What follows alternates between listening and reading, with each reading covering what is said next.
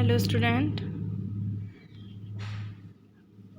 कल हमने पढ़ा था हिंदी भाषा का इतिहास, अभी भी वही चल रहा है। कल हमने उसका विकास क्रम पढ़ा था कि हिंदी भाषा का विकास कैसे हुआ। कल हमने उसको पूरा डिटेल में बताया था। आज हम थोड़ा सा उसको फ्लो चार्ट में समझेंगे, फ्लो चार्ट के थ्रू समझेंगे कि हिंदी भाषा का विकास क्रम कैसे रहा। तो सबसे पहले था वैदिक काल में संस्कृत। तो संस्कृत दो पार्ट में बटी थी, एक वैदिक और एक लौकिक। जो वैदिक संस्कृत थी वो क्या थी, जो वेद जिसमें वेद लिखे गए थे वो वैदिक संस्कृत थी। और लौकिक संस्कृत जिसमें जन सामान्य की बातें लिखी गई थी, मतलब जिसके आधार पर। तो जो वैदिक संस्कृत का जो कार्य का मतलब समय था कि कब से कब तक वैदिक संस्कृत प्रचलन में रही और लौकिक संस्कृत कब प्रचलन में रही।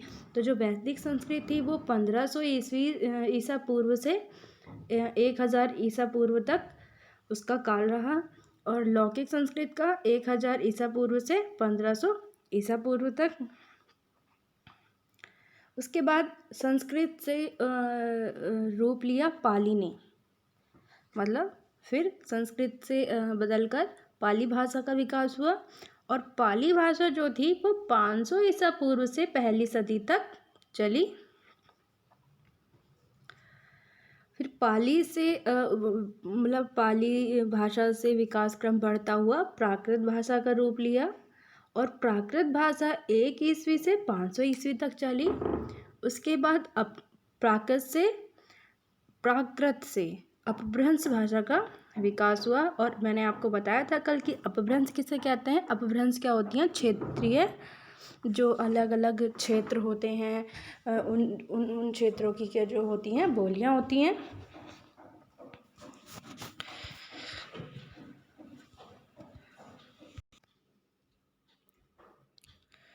और अपभ्रंश के बाद किसका विकास हुआ, अवहट का। अवहट का जो काल रहा वो 900 ईस्वी से 1100 ईस्वी तक रहा। और उसके बाद अवहट से प्राचीन हिंदी और प्रारंभिक हिंदी ने रूप ले लिया।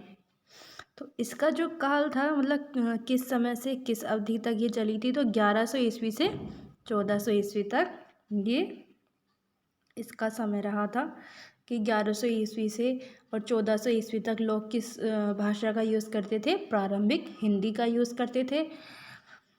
अब हम बात करेंगे आधुनिक भारतीय आर्य भाषा। मतलब अब तक तो क्या था कि संस्कृत से क्या मतलब विकास क्रम होते होते परिवर्तित होते होते होते होते उसने प्राचीन हिंदी का रूप ले लिया था। किसने, संस्कृत ने।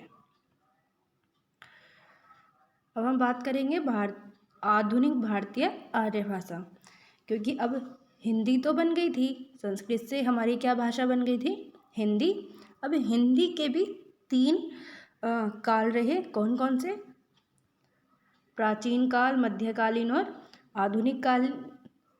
तो अब इसमें क्या था कि जो प्राचीन हिंदी थी, मतलब प्राचीन काल की जो भाषा थी वो प्राचीन हिंदी, मध्यकाल की हिंदी, मध्यकालीन में समय में हिंदी कैसी रही, और आधुनिक समय में हिंदी में क्या परिवर्तन हुए, इनके हम पहले समय की बात करते हैं। तो जैसे कि मैंने अभी आपको पहले बताया कि प्राचीन हिंदी 1100 ईस्वी से 1400 ईस्वी तक चली, और 1400 ईस्वी से 1850 तक मध्यकालीन हिंदी प्रचलन में रही। और आधुनिक हिंदी 1850 ईस्वी से अब तक हम आधुनिक हिंदी यूज़ कर रहे हैं। मतलब हिंदी में भी अलग अलग समय पे परिवर्तन होते रहे, और क्या क्या परिवर्तन होते रहे वो हम अभी आगे पढ़ेंगे। तो हिंदी की जो आदि जननी है, हिंदी की आदि जननी क्या है बेटा, संस्कृत है।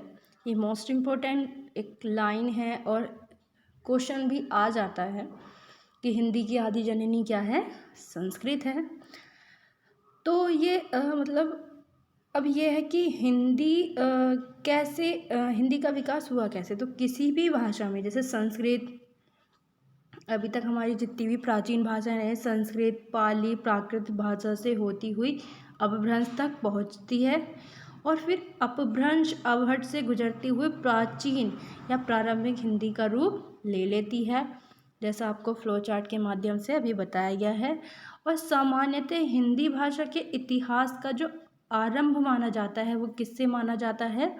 अपभ्रंश से माना जाता है, क्योंकि अपभ्रंश से ही अपभ्रंश को ही क्या कहा जाता है? मतलब अलग अलग क्षेत्र की बोलियां, मतलब अलग अलग क्षेत्र में अलग अलग बोलियां जैसे बोली गई थी, जैसे सोर्स यानी अपभ्रंश से पश्चिमी हिंदी, राजस्थानी हिंदी, पहाड़ी हिंदी, मतलब जो जहाँ पे अलग अलग लोग होते थे वो उस ही मतलब जैसे पश्चिम की तरफ पश्चिमी हिंदी, अब राजस्थानी हिंदी अलग होती है और पहाड़ों की तरफ अलग हिंदी का यूज़ किया जाता है। तो अलग अलग क्षेत्र की जो अलग अलग बोलियां हैं वो अलग अलग अपभ्रंश से विकास हुआ है, उनका अलग अलग अपभ्रंश से विकसित हुई हैं। जैसे ब्राह्मण अपभ्रंश से सिंधी, महाराष्ट्री अपभ्रंश से मराठी और अर्धमागधी अपभ्रंश से पूर्वी हिंदी, ऐसे ही अलग अलग अपभ्रंश से अलग अलग क्षेत्रीय बोलियों का विकास हुआ है।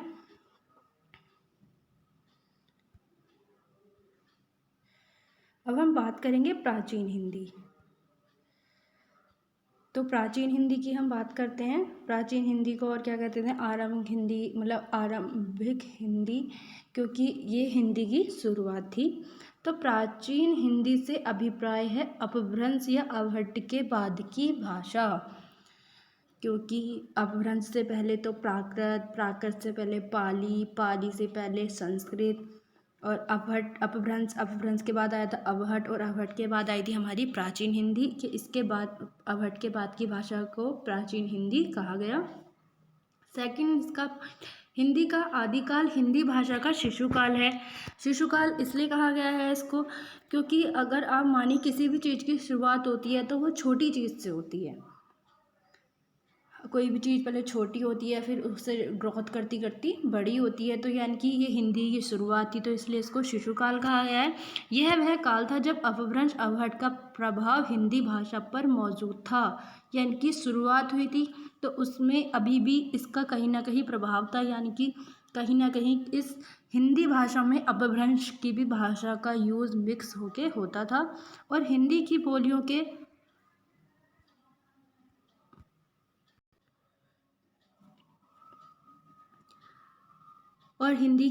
के निश्चित व स्वरूप विकसित नहीं हुए थे। मतलब अभी जो बोलियां थी, जैसे अलग अलग राज्य की अलग अलग बोली होती है, जैसे कि अब हम बात करते हैं राजस्थान की, तो राजस्थान में कौन कौन सी बोलियां बोली जाती हैं? मारवाड़ी और काफ़ी बोलियां वहाँ पर बोली जाती हैं। अब उत्तराखंड की बात करें तो उत्तराखंड में कुमाऊनी, गढ़वाली, उस समय पे इन बोलियों का विकास नहीं हुआ था, या ये बोलियां उस समय प्रचलन में नहीं थी। अब हम बात करेंगे हिंदी शब्द की व्युत्पत्ति, क्योंकि इससे पहले क्या था कि अवहट्ट था। अब अवहट्ट के बाद ये जो हिंदी शब्द आया, मतलब जो प्राचीन हिंदी, तो हिंदी शब्द आया कैसे, या हिंदी शब्द की व्युत्पत्ति कैसे हुई, तो हम इसके बारे में बात करेंगे कि संस्कृत, पाली, प्राकृत, अपभ्रंश आदि किसी भी प्राचीन भाषा में हिंदी शब्द उपलब्ध नहीं हैं। तो जब इन प्राचीन भाषाओं में हिंदी शब्द उपलब्ध नहीं है तो ये हिंदी शब्द आया कैसे?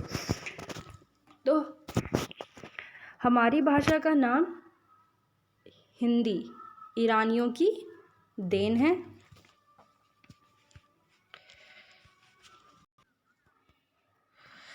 क्योंकि बेटा क्या हुआ था कि जो भारत में उत्तर पश्चिम में प्रवाहन सिंधु नदी से संबंधित है। क्या है? ये हिंदी शब्द की जो व्युत्पत्ति है वो भारत के उत्तर पश्चिम में प्रवाहमान सिंधु नदी से संबंधित है, क्योंकि अधिकांश विदेशी यात्री और आक्रांता उत्तर पश्चिम सिंह द्वार से ही भारत आए, और भारत में आने वाले इन विदेशियों ने जिन देश के दर्शन किए वह था सिंधु देश, मतलब सिंधु का देश था जिस देश के दर्शन किए थे। और ईरान के साथ भारत के बहुत प्राचीन काल से ही संबंध थे और ईरानी सिंधु को हिंदू कहते थे क्योंकि संस्कृत की सा ध्वनि फारसी में हा बोली जाती है। जैसे वो सप्ताह को हफ्ता कहते थे, सिंधु को हिंदू कहते थे, तो इसमें सा को हा कहते थे और धा को दा कहते थे। यानी कि वो सा को तो हा कहते थे और धा को दा कहते थे। तो इससे हमारे मतलब इससे क्या हुआ, ईरानियों द्वारा सिंधु नदी को हिंदू या हिंद कहा जाता था और सिंधु नदी के पार की संपूर्ण भूभाग को हिंद या हिंदुस्तान कहा जाता था। क्योंकि जो वहाँ का मतलब जो नदी थी सिंधु नदी, उसको तो वो लोग सिंधु कहते थे और सिंधु नदी के जो पास का क्षेत्र था इसको हिंद कहते थे।